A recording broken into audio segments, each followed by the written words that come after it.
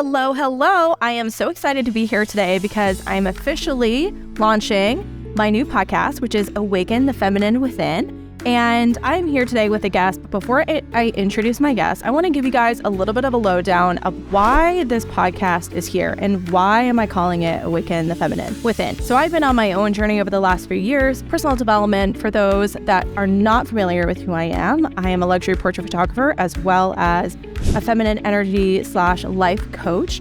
And it has been a very interesting journey. You know, I started my business hustling and really chasing money, monetary goals to help my family and provide for them. And also discovering along the way that I was still empty, that still wasn't solving my problems, even though I was making money. And that led me down a path of, okay, well, there is a way that you can earn money and also be very happy and content at the same time. Thus was born and thus became into my life feminine energy. So this podcast is going to be all about feminine energy in all of its forms. So spiritual, how it translates into your life, marriage, relationships, intercourse, like pretty much you name it, relationships, friendships, like everything in relation to feminine energy, you are going to learn about here in this podcast and how to really tap into it more and welcome it into your life, because it is like transforming isn't even the right word for it. Like it doesn't even summarize enough of what it can truly do for you.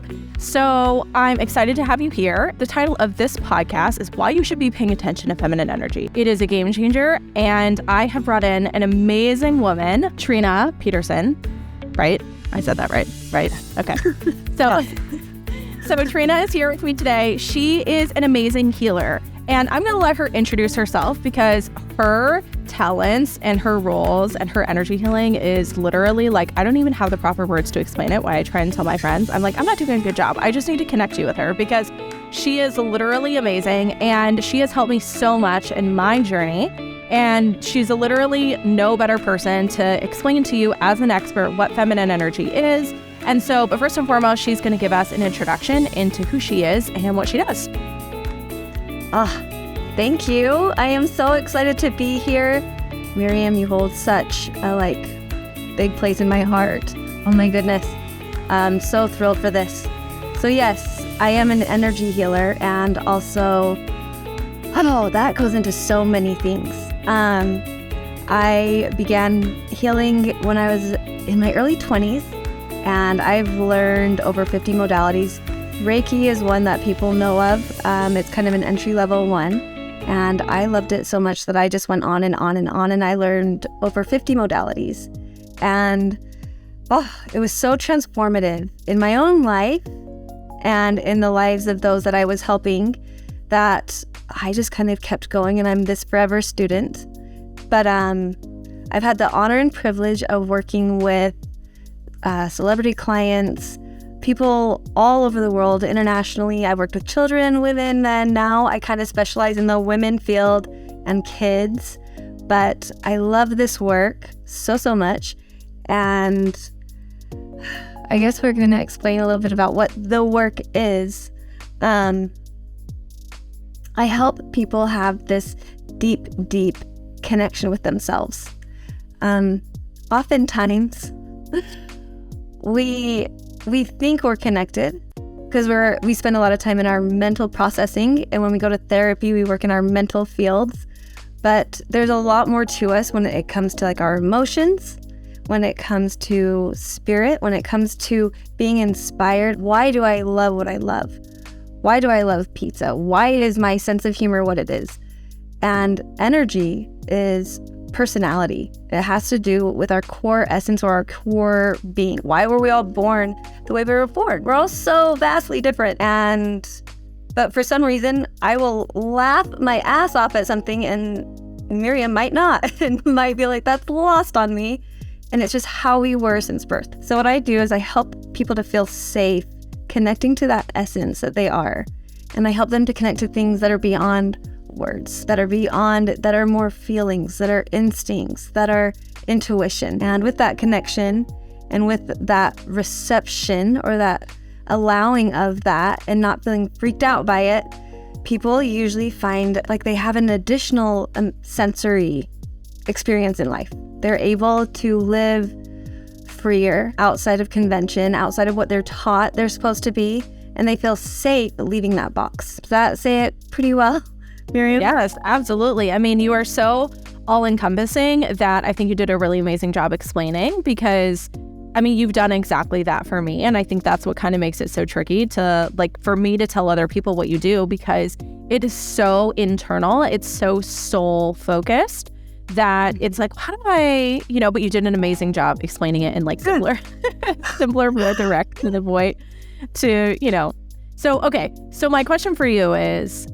why feminine energy? Give us a definition, because I think the word is thrown around a lot today in society, especially in like the spiritual coaching world. But for those individuals who are, hearing about it and maybe seeing, there's some people that they might follow that are talking a little bit about it, but what is it? Like, what is feminine energy, and why should they pay attention to it? Okay.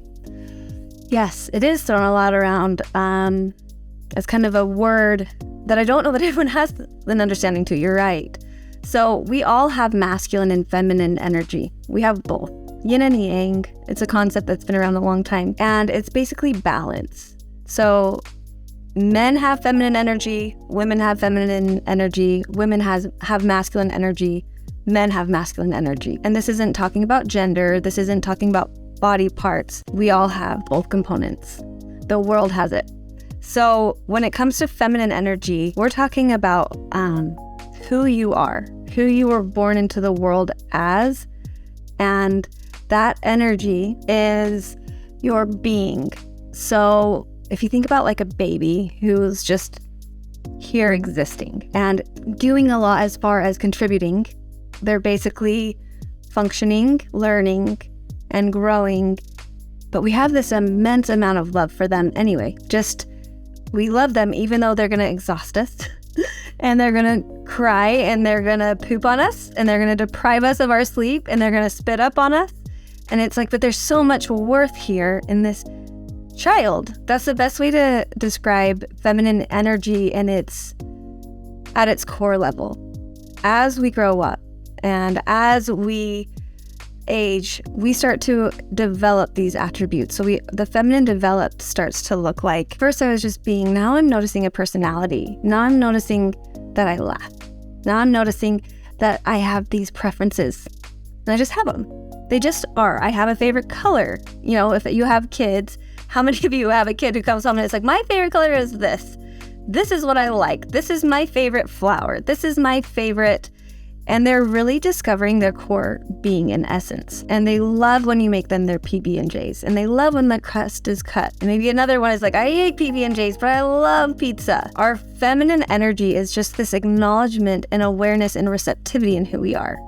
And it's beautiful. And then our masculine energy, this is about the feminine, but in contrast, is I love pizza so much, I want to make my mom a pizza. I love PB&Js so much, I want to make one for my class and I want that to be brought as a snack. And it's like, I love this so much. I embody it and I eat it and I relish in it. And now I want to give it to other people. That's when we cross over into the masculine. So our feminine energy, we pay attention to it because it's who we are. It's our essence. And it's where we find our happiness. It's where we find our fulfillment. It's where we get that feeling of satisfaction, and not externally, but internally, like, I did what I loved today and I loved doing it. I did it my way and it felt so good. And oftentimes in our world, what we're taught is we need to do things in a way that betrays who we are and doesn't feel good to us, in hopes that the reward will be, we finally get the freedom to live how we want to.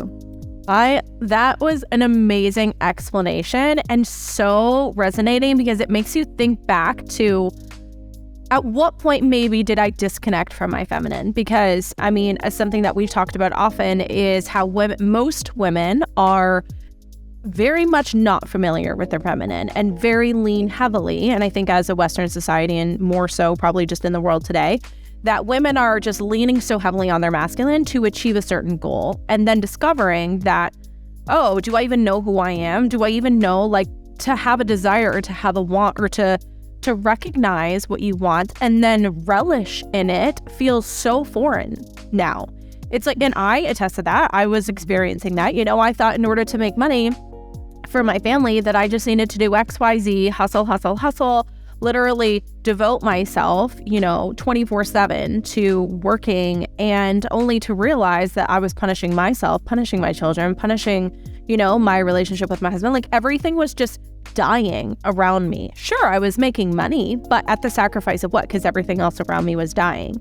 And that's what really piqued my interest in feminine energy, because it was like this softness of, well, you don't have to let go of yourself. You don't have to die to something in order for something else to like be born. And not to say oneself, because yes, that's a whole other conversation for another day. But very much my experience of like, okay, well, I can still have what I want, and I can still make money, and I can still be soft. And that actually can be the path to the answer that I'm looking for, because my answer was I want to have more money, but I also want to have just like a better life. But I didn't realize it at the time. My business was just the facade that was kind of leading me there, which I'm very thankful for, because otherwise I wouldn't be here. But it's just so interesting. And also, again, that's the reason for the podcast is like, how do we as women who are in our masculine and are, like hustling, barely having a time for air, rushing from school to work to interviews to meetings to grocery shopping to cleaning, and then dropping dead at like 1 a.m. to have to do it all again, and then realizing 10 years deep that you're like, wait a minute, like my kid's already, like about to be in junior high and I'm dying. Like my soul hasn't felt nourished in who knows how many years. I mean, for some people it might be 40, for some people it might be 10, for some people it might be 5 or a year. But it's like, or maybe they've just started their business, and they're feeling already like exhausted, but not just mentally and energetically exhausted, but soul exhausted. Like their soul is just like, this isn't the right path. So how do, women who are in that position start the conversation of should I pay attention to feminine energy? Like, what's in it for me? Yes. Oof. These are some good ones. You have some very good awarenesses. I love these. Yes. So I'd say where we first get it out of alignment is at childhood. You actually said something in the middle of all that. And like, it's usually what we see as an example of the feminine. And that is, we see an example of a mom who is devoted and loves her children and is exhausted and is running around and is doing all of those things. And part of that is the way of the world. That is a societal pattern. That is what we have conditioned ourselves, and that is what we associate being a mom is. That's what we associate being a woman is no free time, is giving of herself, is dropping dead. And we call it love, and we don't call it self-neglect. And we call it like duty. We put these words to it that are admirable, and we don't say it's exhaustion, and it's depleting, and it's tiring until you are literally withered down. But at the same time, it's like, that's how I saw my mom do it. And that's how she saw her mom do it. So that's part of where it stems. I also think our school systems and the way that kids are brought up. I mean, an 8-hour school day is a very long day for an adult or a child. I don't know why we think kids are just bulletproof. They do have a lot of energy, but we put that expectation there, and then they come home and they have chores, and then they come home and they have homework, and we give a 12-hour day. And we think, well, this is just life, because this is what our lives were, and this is how you have a way in the world.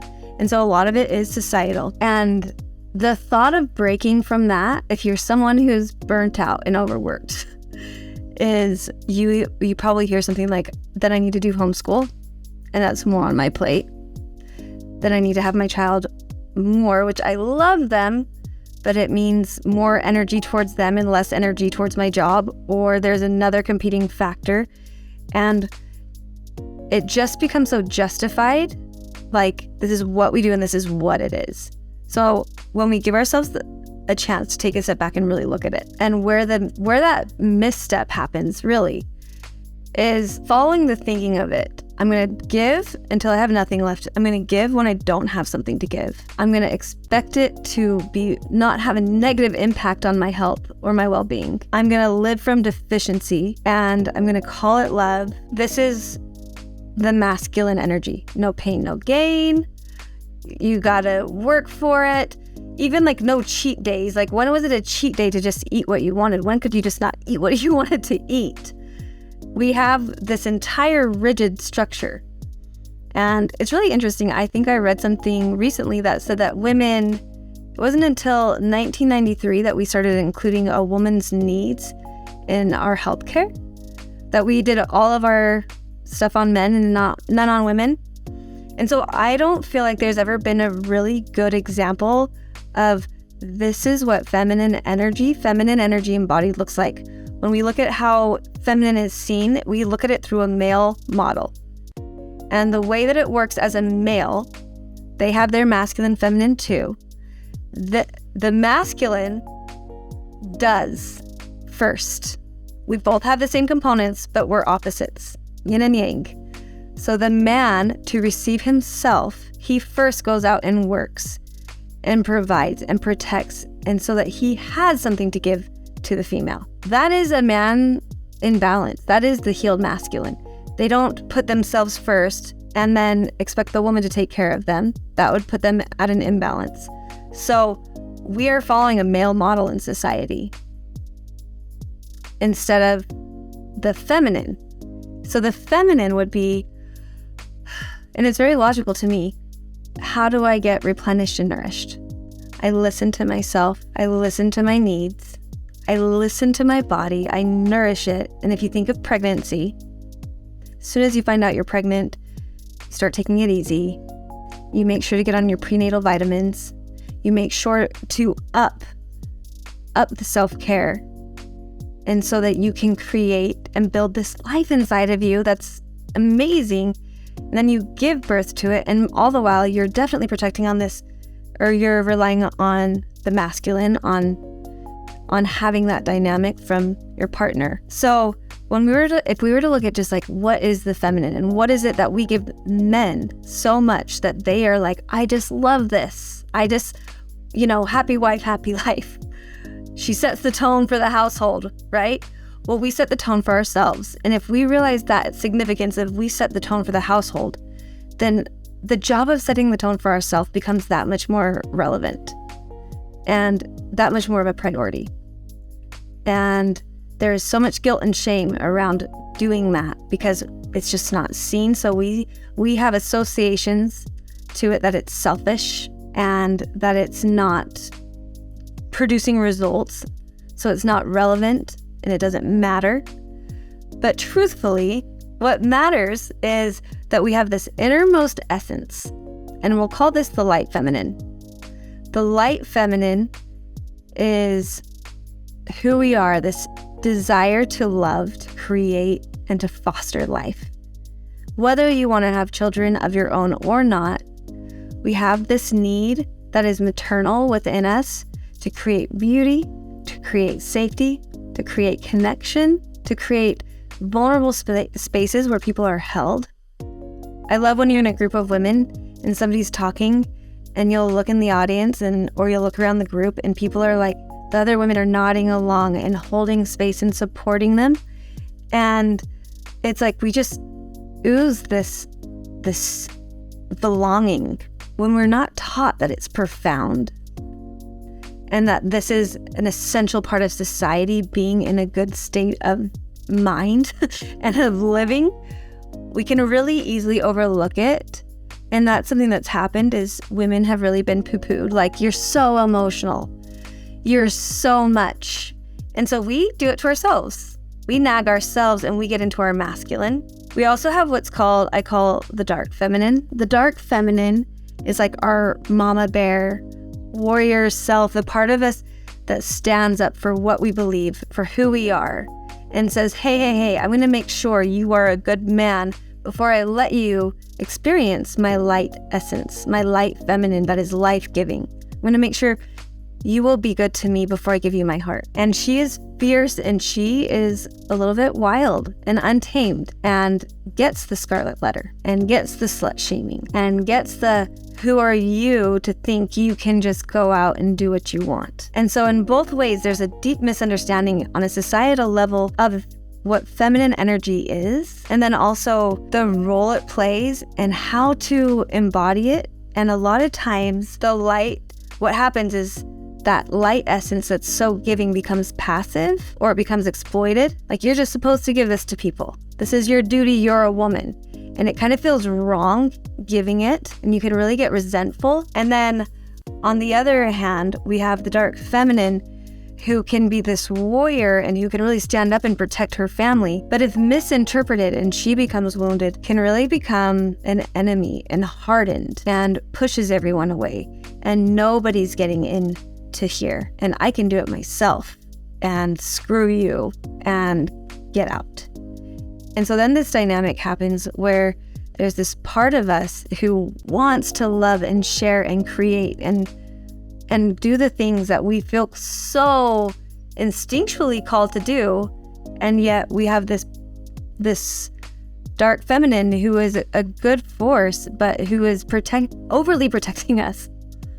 We can't see masculine in sight who will really hold us. And thus this deep confusion happens where I need to go out into the world, and I need to make my mark, and I need to find a way to make it safe so I can be me, so I can just live and not always be having to do this protective work, which is armor and exhausting. So we don't see a lot of examples of it. Society hasn't really supported it, and it's what most women are deeply yearning for and confused how to get, and understandably.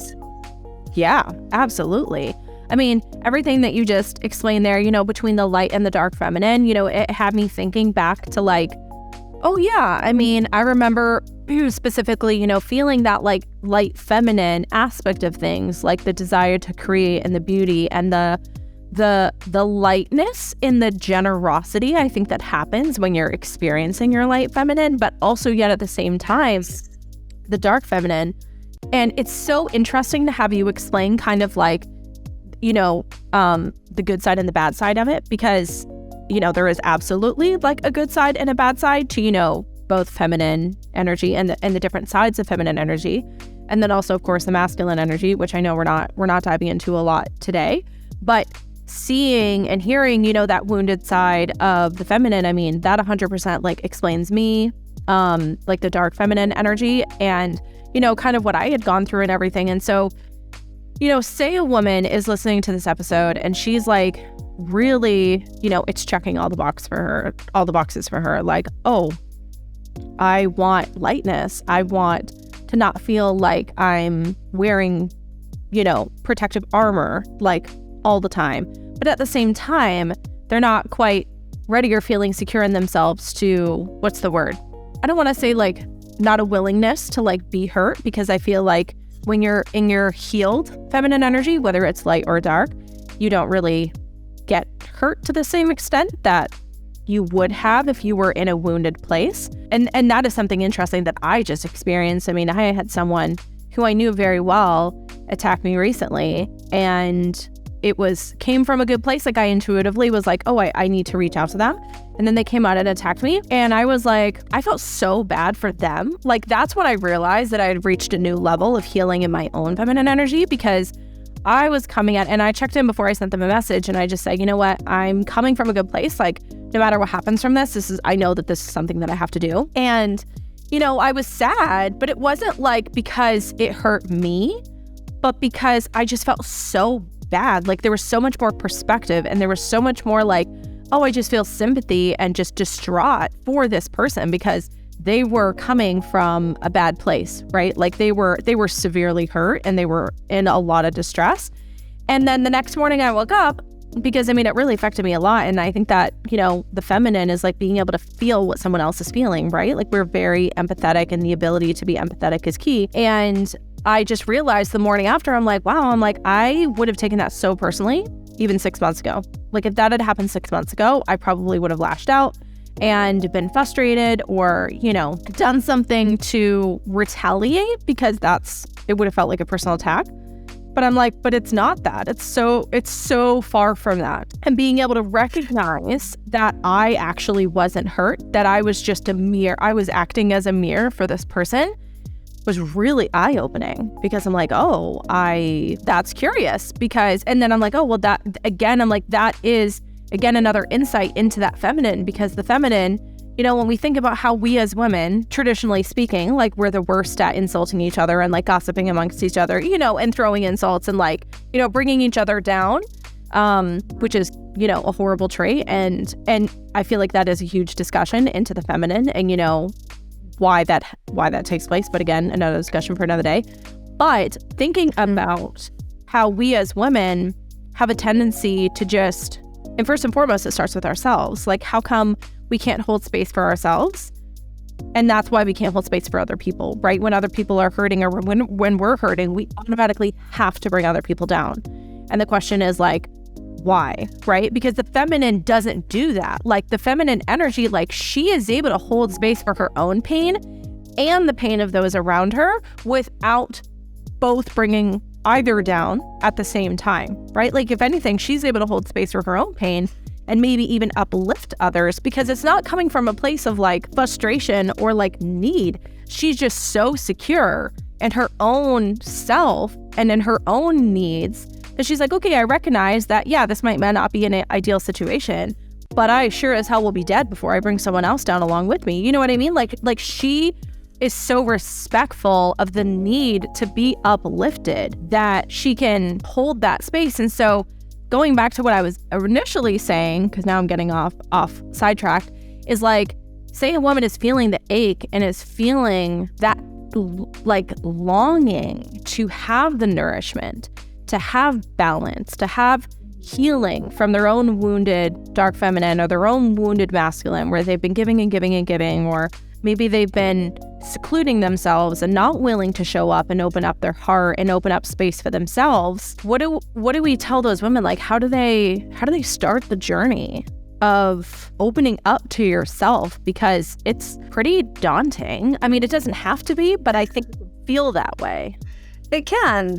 Absolutely it can, because it's, where are we seeing examples of it? I feel like women are always wanting to do better, be better, and progress, and they're very naturally forward going.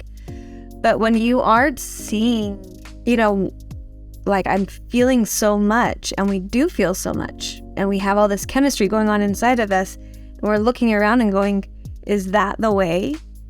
Is this the path? And I think a lot of times we're just trying to navigate it, but fighting our own selves along the way, because we just don't have clarity. We just don't know why we're feeling this way. And it's one thing to talk about feminine energies, and then there's multiple aspects of it and balanced and imbalances of it. And it does feel daunting just to validate that. It definitely does. But it's our ability to receive ourselves. As deep as we can receive ourselves is what we can receive other people. And so when another woman comes along and she's doing things, and say she has what we want, it's showing up in us. It's like somebody coming in and turning on a light. And we've lived in this beautiful lighting, and we have this vignette, and we don't see a lot. And it's like her coming in and turning on the light, and all of a sudden we're like, look at my pores. Look at my wrinkles, look at my lines. Like, I don't like that you're doing this. You're showing me some things that I haven't resolved within myself. And so it's not a personal attack on them, but it's almost like, how do we dim you down? I want my lighting and my world back to what it was. I really liked how I looked and how I felt there, and you disrupted what was possible for me. Instead of going, wait, there's more to me. And there's more that's possible. And this person coming into our lives and showing us and inspiring, hey, do I want that? And this is where, if we don't have, the dark feminine has positive attributes, or she can have negative ones. And if we get into that wounded feminine energy, instead of that, dark feminine is supposed to be our advocate. She's supposed to be our steward of this is our essence, and it is good. This is who she is. This is who I be, and this is good. I love her, and she is worthy, and she is deserving of everything. But when we're in our wounded feminine, it's I'm comparing myself to everyone. I need them to validate who I am. I need them to see me so I can see me in a good light. And when you realize I can give myself approval now, and I've practiced giving myself disapproval. I've actually practiced rejecting who I am. I've practiced minimizing my actions. I've practiced dimming myself down because I didn't see anyone around me doing that. And that's when we can actually tap into that dark feminine and that warrior and like, help me have the bravery, help me have the courage to step into those places that my essence, my light feminine desires to. Help me feel safe to go there. But it's so vulnerable because we're actually talking about what it is that matters most to us and acknowledging it and publicly declaring it and making steps towards it. And when we're doing that and there's not a lot of healed feminine around us, guess what they're all doing? Dim your light, dim your light. Don't make us feel this. Instead of seeing it as this is forward progression and we are a sisterhood, we are a community. And if she can do it, maybe I don't want to do it, but there's exactly what she's doing, but maybe there's something else in me that's churning and yearning to be brought into this world and birthed. And by seeing somebody challenging the borders, I have a choice. Do I challenge mine and move or not? And that's where it becomes, do I want to dim her down, or can I thank her for the inspiration and the permission and recognize that for her to take those steps was probably scary as hell? Because it's scary for me. We're not impervious to all of this. But when we go into our feminine and when we really receive ourselves, it's not about this masculine of go out in the world and do it scared and do it anyway and who cares. It's a male approach. Do you know what men do? They come to us. And do you know what we do? Honey, you can do anything. Yes, you'd be the best person for it. They come and they receive this nourishing, and that's how they move forward. So if we're trying to move forward like a man in a man's world, and we don't have women to come home to, we have our men who are going to listen to us, and then guess what they're going to do? Give us a man's approach and say, well, this is how you do it. And we're like, no, but I want to be nurtured. I want to feel supported and heard. And the best way I can kind of describe it, is orgasms okay to go there? Yeah, oh, yes, absolutely. But we kind of can treat ourselves, if we're in the masculine, it's almost like, I just came, didn't you? It's like, no, I needed to be like texted, called, invited to dinner. I needed to see you take out the trash. I needed to see you go grocery shopping and come home and watch the kids while I worked for a couple of hours. And then we go to dinner and like, hey, look at you. You're supporting me. We're feeling nourished and supported and seen, and he gets me. And then we go out and we need you to listen to us and give us our real attention, not just like listen to us and like give me the sex later. We need you to bring us along the whole time. That's what we need from ourselves. We need to listen to ourselves. We need to feel ourselves. We need to move ourselves through, and we can become the ones that are like, you're nagging. You're making it complicated. Just go do it. And it's like, if that's not how it works for us in literally any other aspect of our lives, why would it work for us in business as a strategy? Totally love that comparison and that analogy. And I just don't think that that's talked about enough, because everyone is following like the typical bro marketing, you know what I mean? That's been around for like, whatever, I feel like since the dawn of the United States. No, literally. But it's I love that. I love that comparison so much. So I want to talk, because I think that it's one thing to be aware of feminine energy, to know what it is. But then I want us to talk about, both myself and you, to talk about our transformation, because I think it's one thing to really, because I mean, honestly, like I still, at this point, I know very few women who have really gone through what I would call like an authentic, from a wounded masculine to an authentic, healed feminine nature, and who are really, truly living it, because it is hard. Let's face it, like to get to that point where you are truly living in your healed feminine, Like, I know a few women, but I don't know them, intimately. And so there just aren't very many examples of what it's like for a woman to have that transformation and to actually like live it. So I want to dive in a little bit to like my story, because it was a bit gut-wrenching, but that's also why I wanted to have this podcast and to talk about it, because I think that as women, there's still we talk a lot about supporting each other and, having a sisterhood, but to actually give someone space when they're in the middle of their transformation is another level that I just don't think that women are really talking about. Because, when I started working with you, that was last September. And I had just ended things with a coach who, ironically, I felt like wounded my feminine a little bit further because I was, really trusting in them. They were a mother figure to me. And it was really, really hard because I was like, okay, I'm supposed to, I had previously been working, hustling, making, anywhere from like 30 to 16K months, like technically doing all the right things. On the outside, I was like massive success. But at the same time, I was working too much, not spending enough time with my family, definitely not having enough sex with my husband. And like, there were so many things like at home, even when I think back now, I'm like, I really wasn't doing anything to like nourish myself. And I thought to me that like hiring a coach was doing that, which is so far from, like, in my opinion, thinking back about it now, I'm like, nope, wrong answer. But I didn't know that, right? Like, I just thought I was, and again, you're very spirit led. Like doing that led me to you, and it led me to where I am now, and everything happens for a reason. But I really feel for that version of myself, because I was in a place where I was slowly transitioning from a wounded masculine into living more in my feminine.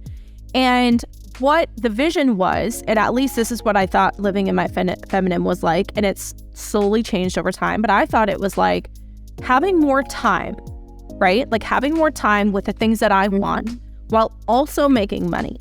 But I felt that now, looking back and being more in my healed feminine now, is that was only like a slice of the pie. And that wasn't really everything. Like in my mind, it was still like money first, and then I'll get the rest of what I want later. But now, being more in my healed feminine, it's like, whoa, I had it actually completely upside down. It was like the goal should be, and you can clarify in this, of course, and I know it's probably different for everybody in their healed feminine, but the goal is to like have a life that you can be proud of, regardless of what is happening around you, whether it's maybe you have bills or maybe you're not earning the amount of money, but being able to support yourself in that process and in that stage and actually experience joy and pleasure and contentment while in any kind of stage, and being able to show up regardless of that, because you're not showing up now for anybody else. Yes, of course, like, your message, that if you're in a business or you have a job, that people need you, right? And so like, even in my business, I'm like, yeah, I know that people need me. And showing up was also part of healing my feminine, because I was in that wounded feminine place where it wasn't safe for me to show up, right? Like, it wasn't safe for me to be me. So healing myself and healing my vision for my future, because my future in the past was coming from a place of wounded masculine. So it was like, just make money, everything else will be fine. Well, that it really wasn't the case at all, because then I was making money and then it still wasn't fine, right? So now my vision and my life, like, that I'm actually living is, okay, I get to have a better relationship with my husband, which also means a better relationship with my children, more time with my children, more time for myself, like working out, cooking, eating, clean, like doing things that I genuinely want to do that really light me up, having a bath, candlelit bath, reading on my Kindle, whatever, all of these things. And I also get to show up for the women that need it, aka this podcast, coaching, photography, all those things. And also get to make money. And also, even if things aren't the way they or what I thought them to be, or, say they're not perfect, or there's a period of like frustration, I can still sit there in that moment and be like, my life is really damn good. Like, that to me is like, okay, I just had it flipped. It was just flipped wrong. And I think it's because it's terrifying to live a life, and this sounds so wild because I feel like it's so simple, but it's terrifying to live a life that feels like a dream and just have things come to you? Yeah. Yeah, because we want to know why. Why is it coming to me? And if I know why, then I'm in control. But Miriam, I just want to say your transformation and knowing you and working with you, and it has been incredible in the amount of trust and healing the feminine. I mean, it was not an easy road, and it was not second nature at first. And you literally, I was so grateful that you trusted me, but also like you do the work, and you had to fight every negative thing that had built up that persona of this is how I must do things. And you stayed with it, and I honor that so much, because it is scary. It is so scary. But at the same time, watching all of that fear and all of that isn't you fall away, and then seeing you emerge and just like, whew, there she is. The most beautiful thing I've ever seen. And it is scary because all of our illusions of control completely drop away. And what I would say to sum up what you just said is, it's not who we think we are when we're succeeding. That's one thing. But I care a lot more about who you think you are when you're not succeeding. And I think that's what the feminine is about. Who am I at my core when I'm not winning, when I'm not achieving? Do I still love myself? Do I still hold myself in high regard? Do I still matter? Am I still an excellent person who deserves love and everything? And it's crazy to me how that gets flipped in us, where it's like, I am a good person because I provide for my family, because I have my success, because I have this external power. And coming into the feminine, it is scary because it's like, whoa, what if I don't need all of those strongholds? And it feels like you're losing all of those lily pads or all of those footstones that you're really grounded into. And they all go away, but you really don't have control over any of those things. And so but you do over yourself. And so coming into the feminine is really anchoring in who I am. And for you, for example, you are a very talented photographer, coach, woman, entrepreneur. You have this creative genius, and you have so many intuitive gifts and so many remarkable things about you. And when you really let yourself receive yourself, which is the feminine, and acknowledge then, how is that taken from you? And so when you realize you are your business, your income isn't an external thing, it's a reflection of what you're internally capable of and what you're giving yourself life to do, life, breath, and going, I give myself permission to explore my creativity. And as a result of that, boom, high income months. I give myself permission to explore and do the things that really light me up and make me feel passionate. And hey, it's going really, really well. And it's like, yeah, not because you're trying to get anything, but because you're giving yourself so much permission to live freely with your ideas, with your creativity, and with who you are. And absolutely, you should be able to sleep in, do things on your own timeline, and do things that foster and create more of who you are. And I've seen that in your journey, and it's like a sex life with your husband adds to how good you feel. Having a good family home that feels uplifting and good to you also does. So does having those baths and taking, reading your books. And it's like, that's where how we cultivate this wellspring of like, my cup is full. It's a little bit more full. Now it's so full, it's just spilling over. Okay, yeah. I'm gonna need it to spill over into something else. And that was similar to what my experience was, in that I had businesses, several successful businesses, but it's like I felt like I had to take myself out of the equation, and I felt like I needed to just go out and serve and do for other people until I was exhausted. And it was wellness, it was energy healing. I had a wellness center, and I was in the exact same field I'm in now. I didn't put myself forward in those equations, and I thought I did, because I was like, I'm making so much money. Same thing, I'm making so much money. I have the external influence. I'm changing lives. This is a good thing. But meanwhile, Trina was getting more and more tired, more and more exhausted, more and more run down. And even though I was doing and creating, it's like, it wasn't me. I don't know what I was. It's like I was just doing what the masses wanted, doing what the people wanted. And I closed everything down because my health started to go away and I started to get so depleted I couldn't support other people. And it's like, well, what? And it was my passion, but it's like, you're not letting you be the center of it. And it's like, what does that mean? So I sat and contemplated, and it took a long time for me to get things back on. And I was like, I'm never doing wellness again. I'm never doing healing work again. It did me in, and it wasn't that. It's that I didn't do it in a way that felt good to me. So I learned about the feminine when I learned it did matter that I did it out of my home instead of in a wellness center, which is a lot easier to hold space in my home. But my ego is like, oh, it's not a thing to do it out of your home. It's not professional. I didn't love having just people walk into my space all the time. Like, I wanted the customers, but at the same time, like, I'm just a single woman in this shop who anyone can walk in and anything can happen. And what's your intention? And it would put me on guard and my nervous system on edge. And it never was like, why don't you sleep in? Why don't you do work when you want to do work? Why don't you trust you can make the same amount of money or more and feel really good while you do it? And all aspects of my business is turned back on. But with me at the center, where it's like, okay, if I'm happy, happy wife, happy life, but happy wife to me, if I'm good to me, then I'm going to have a lot more life in me, like exuberance, vitality, like it's like the lights turned on. And now doing work, and I'm sure you can say it too, it's like, if I have a good day at work, I'm great. If it's a slow day, I'm great. If money comes, I love it. If money goes, I'm solid. Yeah. Mm-hmm. Totally. Yeah. That's what people don't talk about. And it's like, agreed.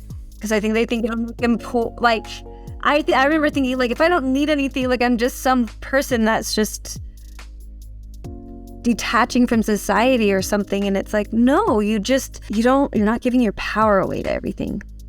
Exactly. Yes. Oh my God. I'm not giving your power away to everything. That is like, I feel like I need to plaster that on a shirt and like, like literally make that a sign and like, yeah, put it everywhere, because it's true. Because I mean, even last week, what was it? I think I had made $300 that I wasn't expecting to make. And it literally, like, I was over the moon. And I'm like, who is this person? Like $300, like in the past, that would have been like, oh, $300. It would have felt like $1. But I literally was like, and I tell you, I was practically giddy. I was like, oh my gosh. And I mean, I made more money than that. Like later on in the day, I made plenty more money. But I was also just like, but this is so fun, because I can get so excited about like the smallest amount of money that it feels the same as if I were celebrating like a $30,000 day. And I was like, I just love this. I love that I get the opportunity to do that. And I love that I have people who value my work enough, that are willing to pay for it. The perspective is just so different, because I mean, I was sick last weekend, which is why we had to reschedule the podcast. And I sat there literally with my husband and I was like, I'm like, our life is really amazing. I'm like, if I could say that while I'm sick, like I would have never had that perspective before. Like I'm like, oh, life is just so good right now, even though I don't feel like, up to my normal self and to my normal standard. And so, yeah, you were 100% right. Like my foundation is my foundation. I get to protect it, and I don't have to feel worried about it being swayed, because it's not, the best way to explain it is like the foundation that I had before wasn't really my foundation. It felt like it was somebody else's, like either my parents or like society or friends or whatever. And it was totally built on sand. It was like being chipped away. Like every time something bad happened, like whether it was client reschedule or like, whatever, it was like a huge piece went off of it. And then it was like, I felt like my whole world was coming apart. Like, oh my gosh, my house is going to burn down. Like every single time something bad happened. I mean, like that does a number for your physical health that like is not talked about enough. And I'm like, I can't run a business like this. Right. And I mean, that actually tapped into something else that I was going to, that I wanted to talk about with you, because again, like, and I mean, you were there because we were texting like all the, but the process being a part to this like more healed feminine, like I was in, I would say, I mean, at least, and again, you could probably clarify from your perspective, but I really felt like I was at rock bottom. That was like around Christmas time, right up until like the end of February. And I mean, I was like mess, depressed every single day, just like not able to cook my own food, not able to like do anything. But I learned more in those 2 months than I had like the past like 3 years put together, like in a nutshell. And I mean, you were there like guiding me through it, thank God, because I was just like, what am I supposed to think about this? Like it was the longest period of time But it's like, but I knew I had to get more vulnerable. I mean, you had been leading me up to that, right? Like in the 4 months that we have been working together, it was like, open up to yourself, open up to yourself, open up to yourself, keep searching and keep digging for you, right? And it wasn't until I had everything stripped away from me that I was forced to actually like look at her and pretty much like build her back up from scratch is what it felt like, even though it wasn't. And, because I had to learn, I had to give myself permission to actually trust. And I couldn't trust if the other false support systems were around me. And so it was like they all needed to disappear. And then finally from there, I was like, okay, well, now I guess I'm at rock bottom. There's really, sure, in theory, there was farther to go, but for me, it really, truly felt like rock bottom. And so to build myself back up from that, first of all, I had to give myself permission to be there because nobody wants to be at rock bottom. And so I was like, this is strange. I have to give myself permission to be like, I had to allow myself the self-compassion to exist in that space, in this discomfort that felt like it was gut-wrenching. And I'm very thankful my husband gave me space because I was like, I'm supposed to be here. I'm like, it sucks and I probably won't be talking to you very much. But I was like, and he was very respectful and he understood. But I was like, this is like, it felt like it was killing me. Like every single day, like trying to there was so many moments of learning and healing like while I was in that space. And I'm so thankful for it. Like, I wouldn't choose it any other way. Like, if I had to go back, I would 100% choose to be in that situation again. And the craziest thing is, like, even now, and if I think back, it doesn't feel like rock bottom anymore. I'm like, if that situation were to happen again, like, I know exactly what I would do. Like, I have learned so many things that I'm like, okay, yeah, it's really not the end of the world. So, like, what am I supposed to take from that, right? And now that I'm in this place 4 months later, I'm like, oh gosh, like I want to talk again. And part of me sharing this is to tell the women that are listening that, when you're in this stage, every stage that you're in is like, you're supposed to be there for a reason, right? And whether it's crappy or like the best or whatever, that you just you get permission to just exist there. And every single stage is going to take you to somewhere better, regardless of whether it's like bad or good or in between, right?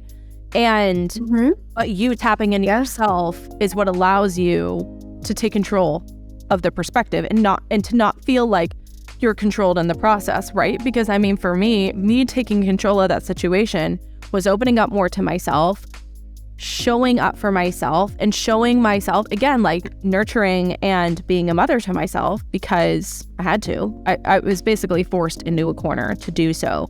And to learn even more like, okay, what other kinds of nourishment do you need? And maybe that it's time, like a hard stop into living the type of life that you really want to have. So then I had to deepen that even further. So I was forced basically. And I could have gone back in my ways and I could have, resorted to doing things and running my business and my life in a more masculine way. But I was like, no, I've done that for the last 4 years. Like I don't want to be there anymore. I want more time to myself, more time with my husband. But I was basically forced into that section where I had to choose. I was either going to go back in my old ways or I had to sit down. It didn't work. Path. Yeah. And you chose. I think the important thing is you chose, but it's really fascinating to me. You do go through like a death and it feels horrible. You're right. It does, because we are so rooted in external things that when they fall away, it feels like we're losing ourselves. It feels like it doesn't, and that's where we don't realize that misstep, but it's like, I am putting too much emphasis on this because now that this is gone, say the income goes, but my identity is that I matter because I have this income. That income goes away and then I don't matter because my income isn't here. Or that relationship goes away and we had a strong foothold in that relationship and that relationship ends. And now who am I? I'm nobody because I liked who I was in that relationship. I liked who I was in this group of people. I liked who I was.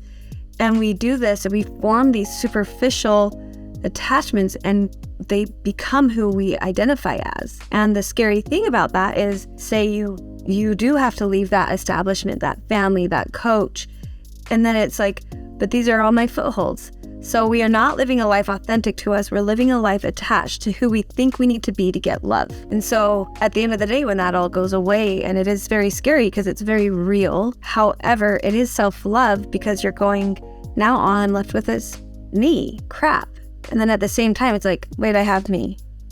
Wait, I'm still me. I'm still here. And it's like, I'm the one that participated in that relationship. I was the other half of that relationship, which means I can create another amazing relationship. I am who created that income. My income didn't make me. I created it. I have the power to create it again and again because I'm still here. Hi, I'm me.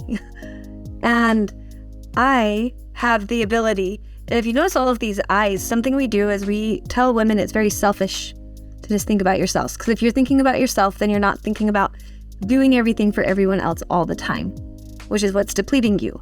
But instead, when we really let ourselves go into, I am my magic, who I am, and I can do it in a way that feels good and that I love and that nourishes and builds me up, yay, just because I haven't seen it a lot of places doesn't mean it's not possible. And there's this beautiful transformation that happens. But it's very real, all of the false things that we try to anchor ourselves into. And it does take an immense amount of bravery and courage. And it gets a little bit dark. It does. But I don't think it's any darker than how it feels to be anchored to so many things that aren't you. And when you get to the other side of it, I remember you calling me like, what is this? Like, my sex drive is up there. Like, I'm feeling so good. Like, I'm feeling calm and like relaxed. Like, what is happening?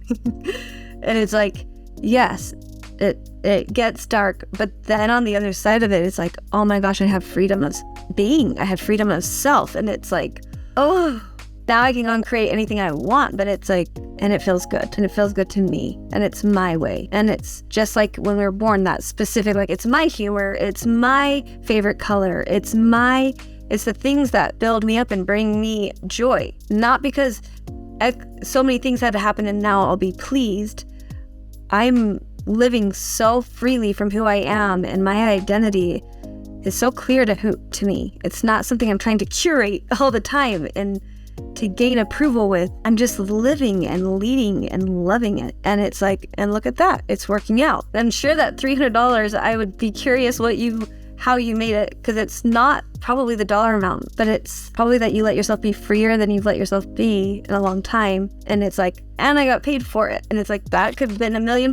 Yeah, absolutely. But, I mean, I feel like in the last few months, since I've transitioned into the place of, a more healed feminine, really, there was just no more expectation. I wasn't going to place an expectation on really, it taps more into this, like, level of trust. I just was like, you know what? I don't want to put pressure, whether it's a photography client or a coaching consultation or whatever. I'm like, I'm just going to allow the money to come from wherever it needs to come from. And I'm just going to stop putting a specific expectation on like a specific client, because that just didn't feel right anymore. I was like, who am I to say where the money comes from? And so that $300 came from a photography client who had already come in. She'd already paid for the product and then decided that she wanted more. And I was like, great. I mean, but I walked in with no expectation. I was like, I'm just open.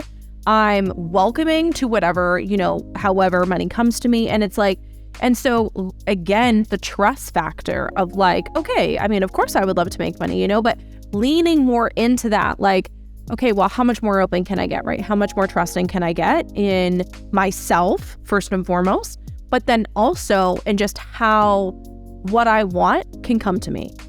And I feel like that was something I had learned in the past, and I tried my best to like live it. But this is like, it's a more pure form, because the pressure isn't coming from myself.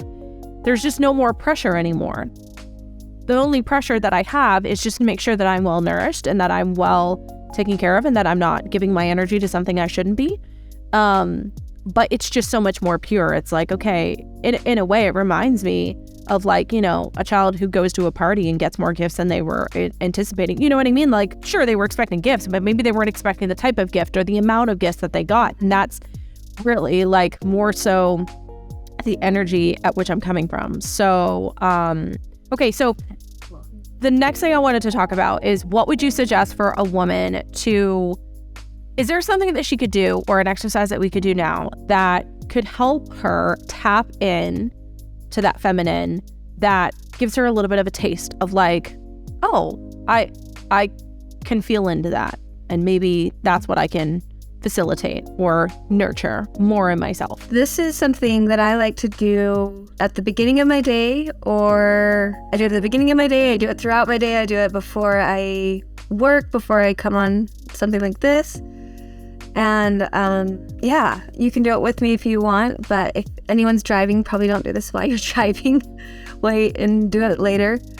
But I like to take my hand over my heart and I put one over my belly, and you just close your eyes and start to listen to your breath and really connecting into and feeling yourself breathing, not just forcing air, but feel the air moving through your nasal passages, and then just let yourself drop into your body.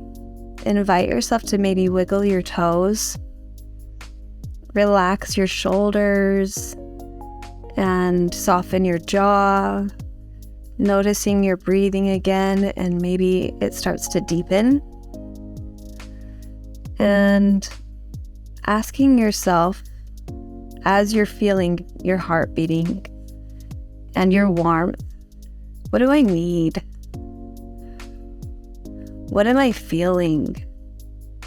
And not coming up with an answer, but really letting yourself just feel, what do I need? It's not about the answer, it's about the fact that we get to tune into ourselves anytime. Maybe I need a nap. Maybe I just need to breathe for a minute. And taking that magnificent energy that you hold for everybody else all the time and letting yourself experience your own feminine energy. What can I respond to in my life, and how would I like to?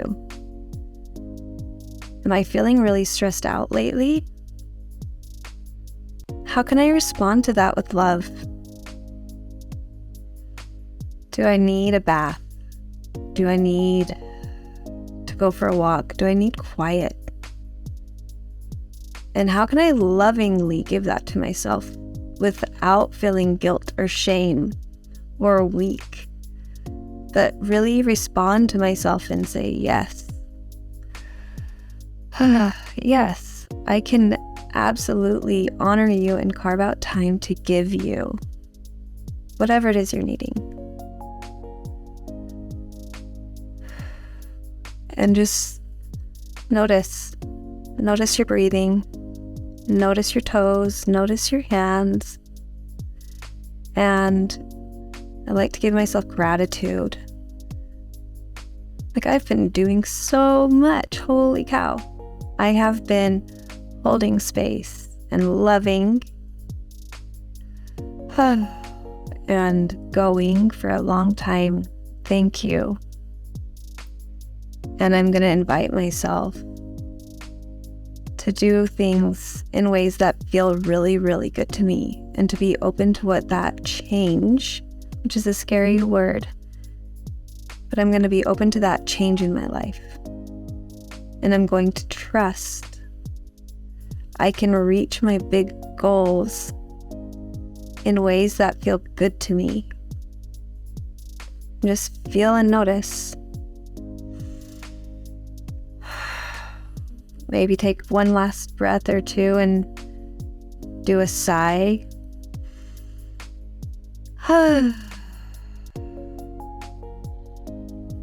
Just really thank yourself for showing up, for being you. That was amazing. Oh my goodness. I loved that. I was like, yay, I love this so much. Yeah. And then I remember when I first started tapping into my body, it felt so uncomfortable for me. And now when I do it, I'm just like, oh, I need this so bad. But when I first started doing it, like immediate tears. Didn't matter if we were like 2 seconds in. It was like, because I was so disconnected from my body.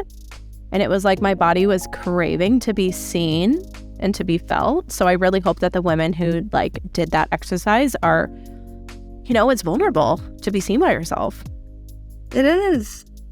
And also, the feminine, you brought up a very good point.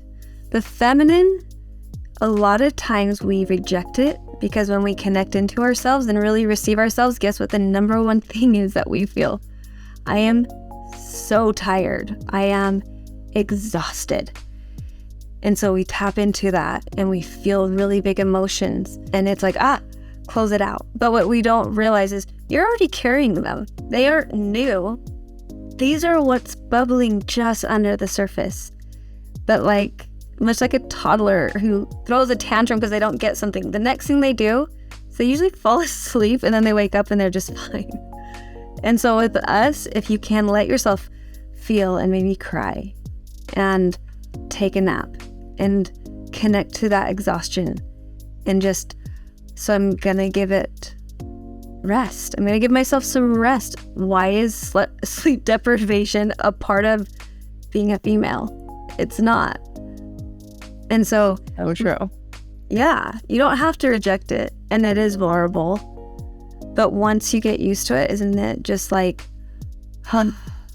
life-giving? Absolutely life-giving, 100%. And I mean, being able to incorporate that on a day-to-day basis has really been, I feel less bad, but I also feel a little strange when people are like, oh, well, what's new? What's busy? What's keeping you, what are you doing these days? And I'm like, self-care.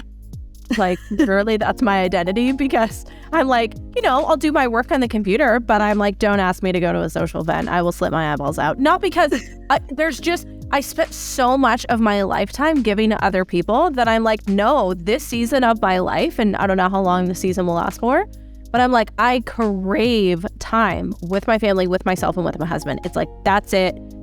And also, of course, to my business.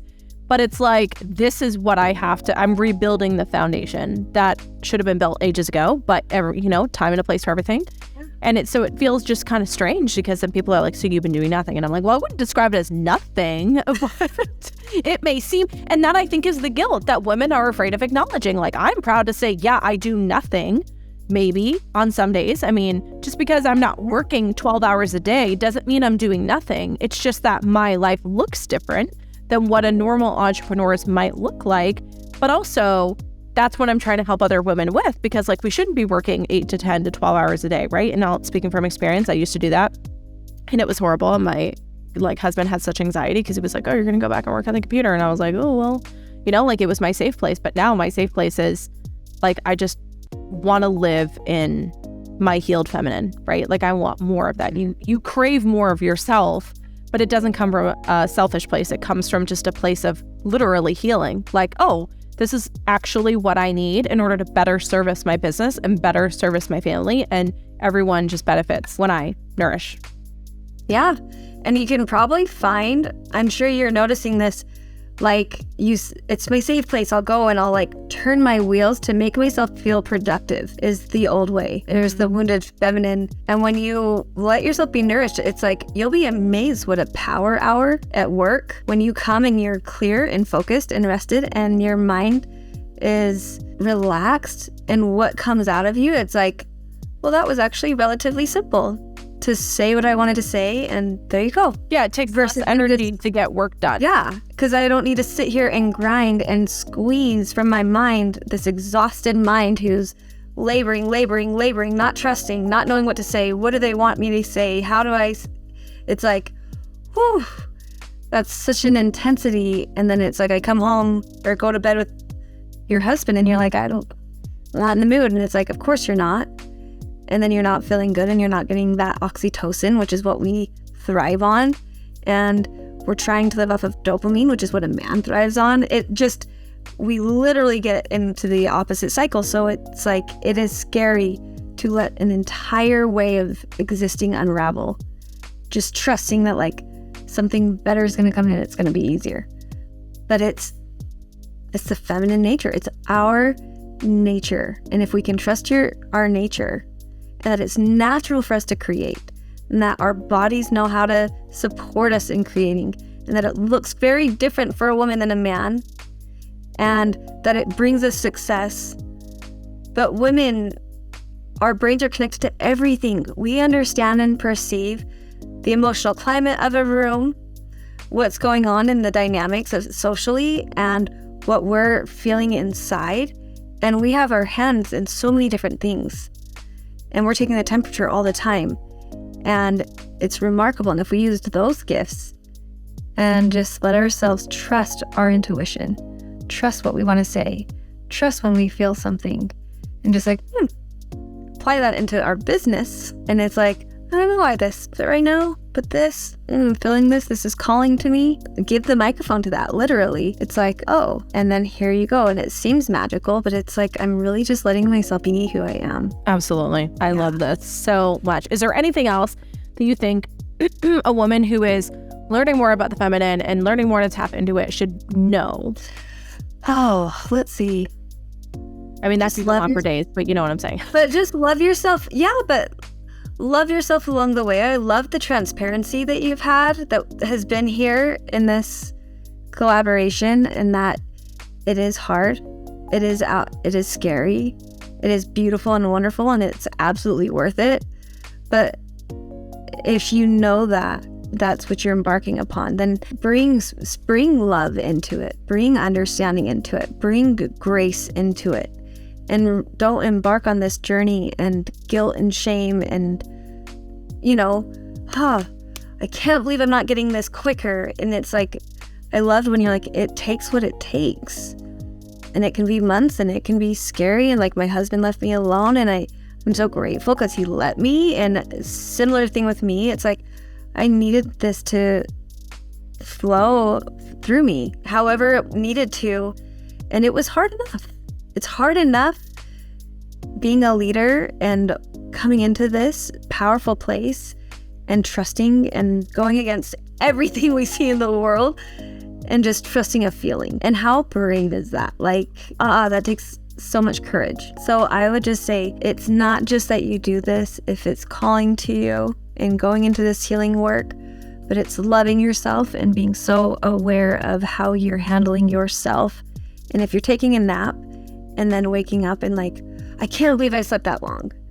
Can't believe it can't have that. It's got to be like, I took a nap and I'm honoring myself, and that's amazing, and I'm giving myself more freedom than ever. And we're going to see what this is going to bring, and maintaining this healthy curiosity. And obviously you're going to have your ups and downs, but really having that camaraderie within of like, okay, of course this is new. So it feels so different, and it is scary, and congratulations. I'm proud of me.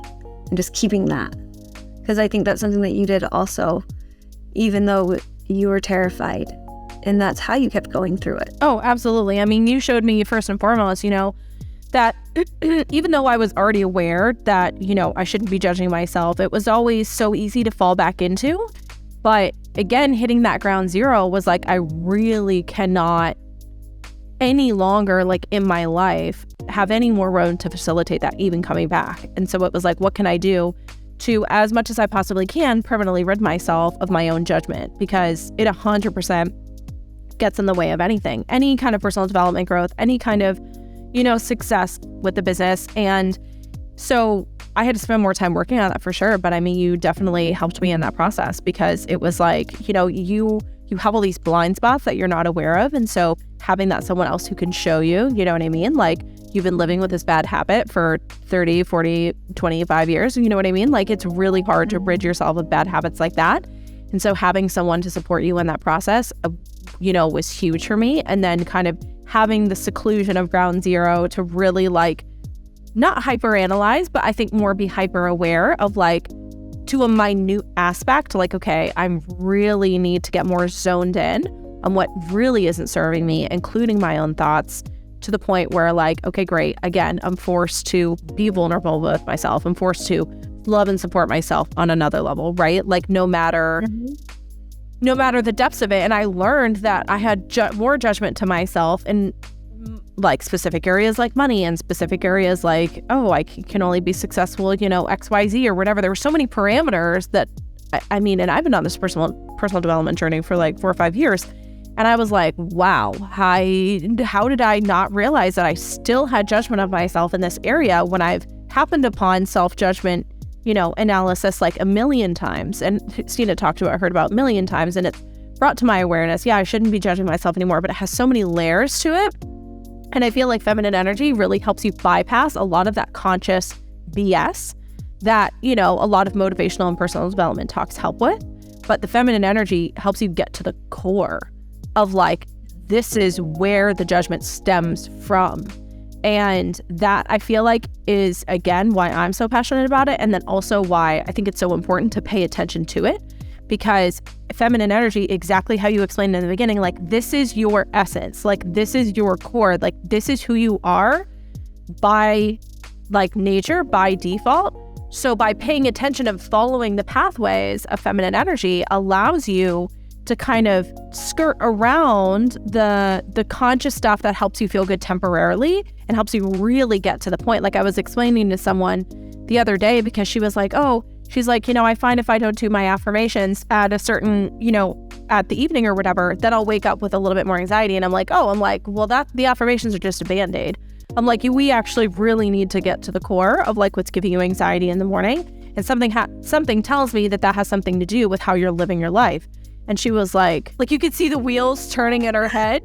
And she was like, wait, what? I don't think she was expecting for me to be like, so my mom, like, I think it was just so strange for her to hear someone be like, well, you might need to like actually dive into like maybe living your life a little bit differently, because that is kind of crazy to hear from, she's great. She loves personal development and she was totally open to it, but it was just such a different perspective than what she was normally, normally, I don't even know what someone would say, but like, maybe you just have to make sure you do your affirmations every night. You know what I mean? Like those things is like your essence, like that anxiety that you're waking up with in the morning, like that's your subconscious, right? Like your essence is disturbed by something. So like no one should have to live their life like that. No one should have to, there's just so many benefits to tapping into this space of feminine energy. Like my anxiety is like pretty much gone.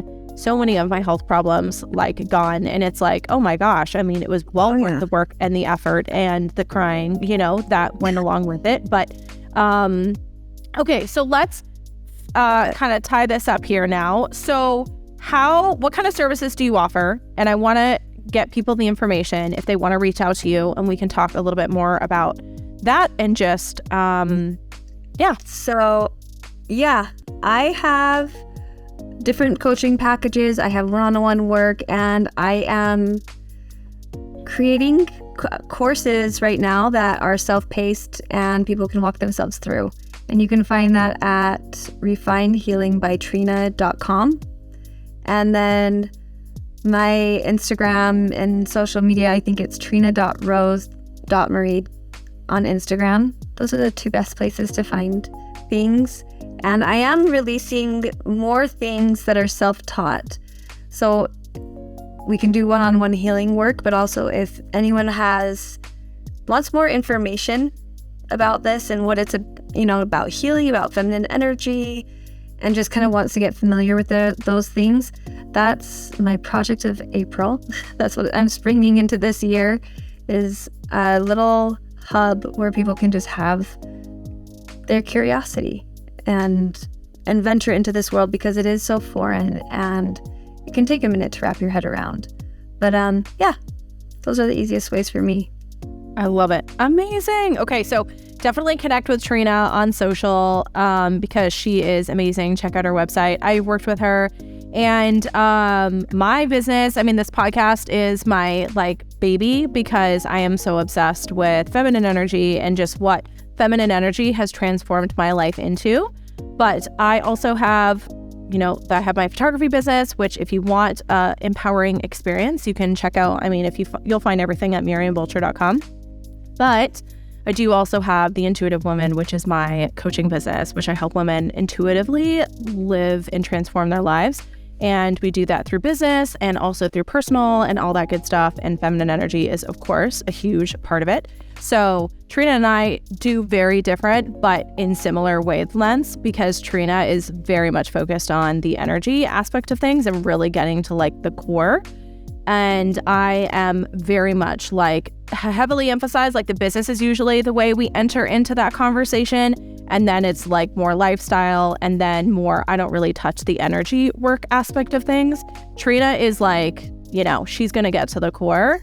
And I'm like, okay, we'll talk about, you know, subconscious habits, things like that type of aspect of it, just because someone might be like, okay, well, feminine energy, what's the difference? So that's kind of the difference between, you know, the two of us and what we do. And Trina's work goes much more like to a cellular level as well.